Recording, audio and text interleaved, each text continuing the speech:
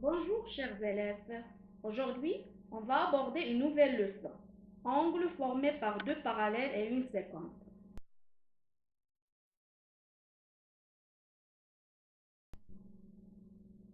D'abord, on va définir les angles alternes internes et les angles correspondants.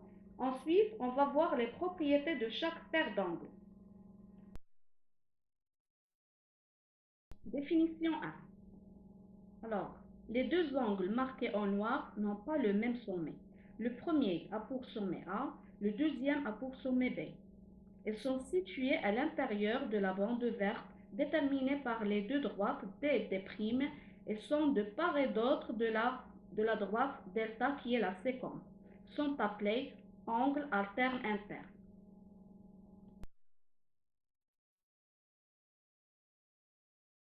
Définition 2. Les deux angles marqués en rouge sur la figure n'ont pas le même sommet. Ils sont situés du même côté par rapport à la droite delta qui est la séquence. Mais l'un est à l'intérieur de la bande délimitée par les droites D et D' et l'autre à l'extérieur. Ces deux angles sont appelés correspondants.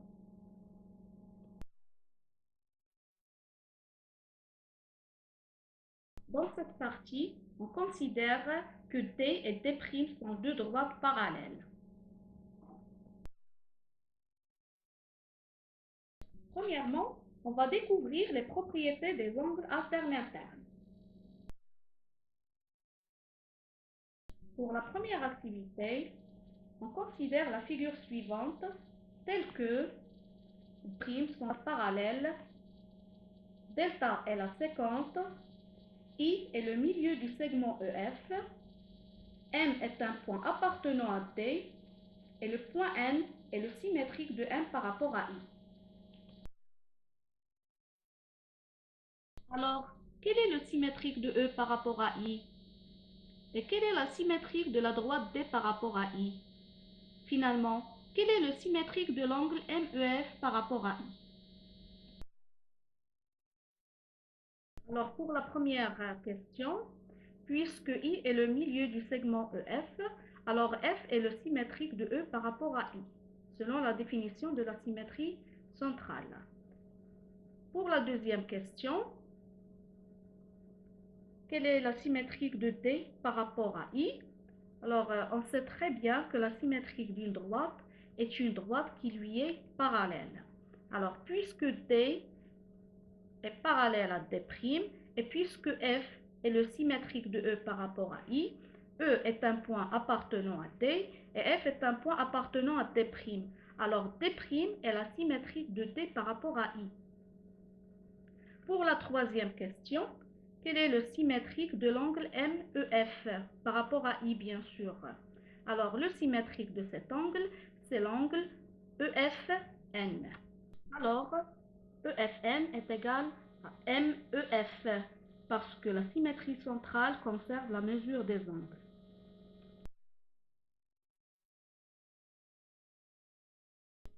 Alors, la première propriété concernant les angles alternes internes est si deux droites parallèles sont coupées par une séquence, alors les angles alternes internes qu'elles forment ont même mesure. Et pour la propriété réciproque, si deux droites sont coupées par une séquence, forment deux angles alternes internes de même mesure, alors ces droites sont parallèles. Exercice d'application.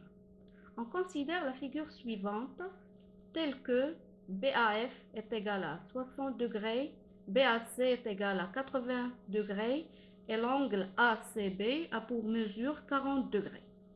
Premièrement, on va calculer la mesure de l'angle CAE et après on va déduire que les deux droites BCEF sont parallèles.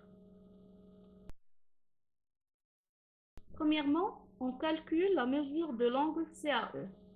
Alors, puisque FAB, BAC et CAE sont des angles adjacents supplémentaires, cela signifie que leur somme est égale à 180 degrés. Et après, deuxième étape, on remplace les deux angles BAF et BAC par leur valeur numérique, 60 degrés et 80 degrés. Alors, on obtient 60 degrés plus 80 degrés plus la mesure de l'angle CAE est égale à 180 degrés. On simplifie, ça va donner 140 degrés plus CAE est égal à 180 degrés. Cela signifie que CAE est égal à 180 degrés moins 140 degrés. Finalement, CAE est égal à 40 degrés.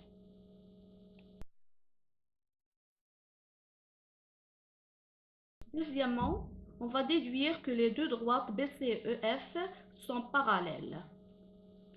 Alors, les deux droites BC et EF forment avec la séquente AC deux angles alternes internes, ACB et CAE de même mesure qui est 40 degrés. Alors, BC est parallèle à EF.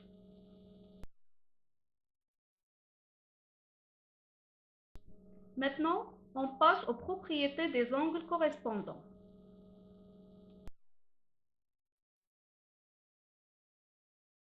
Activité 2.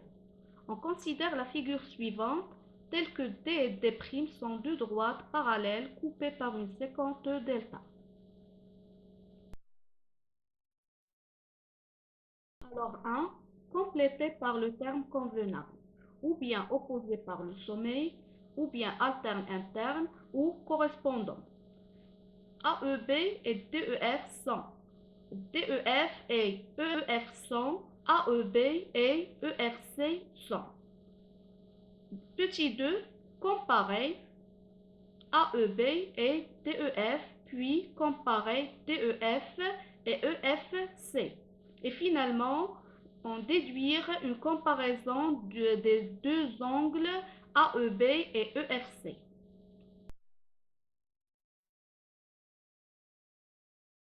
Les deux angles AEB et DEF sont des angles opposés par le sommet. Les deux angles DEF et EFC sont des angles alternes internes. Et les angles AEB et EFC sont des angles correspondants. Maintenant, passons à la comparaison. On sait que deux angles opposés par le sommet ont la même mesure, c'est-à-dire que AEB est égal à DEF. La même chose pour les angles alternes internes sont aussi ont la même mesure. Alors, DEF est égal à EFC. Maintenant, petit 3, on va déduire une comparaison des deux angles AEB et EFC. Alors, puisque DEF est égal à la fois AEB et EFC, cela signifie que AEB est égal à la mesure de l'angle EFC.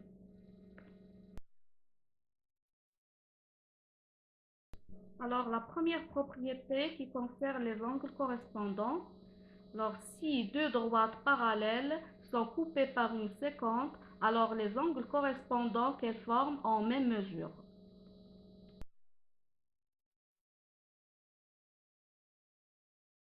La propriété réciproque, si deux droites sont coupées par une séquence, forment deux angles correspondants de même mesure, alors ces droites sont parallèles.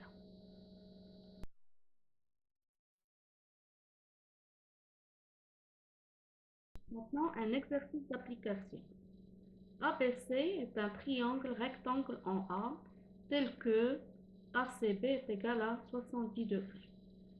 Soit E un point appartenant au segment AB. Premièrement, construire la droite D passant par E est perpendiculaire à la droite AB.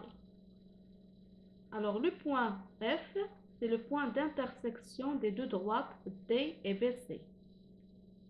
Montrer que les deux droites AC et D sont parallèles et finalement calculer la mesure de l'angle BFE.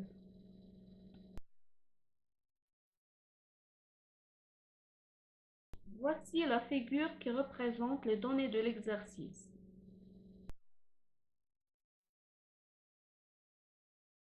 Montrons que les deux droites AC et D sont parallèles. On sait que ABC est un triangle rectangle en A. Cela signifie que les deux droites AB et AC sont perpendiculaires. Et puisque la droite D est perpendiculaire à la droite AB, alors les deux droites D et AC sont perpendiculaires à la même droite qui est AB. Cela signifie qu'ils sont parallèles. C'est-à-dire que la droite AC et la droite D sont parallèles. Finalement, on va démontrer que les deux angles BFE et ACF ont la même mesure. Selon les données, AC et D sont deux parallèles coupés par la séquente BC. Puisque BFE et ACF sont deux angles correspondants, alors ils ont la même mesure. Signifie que BFE est égal à ACF.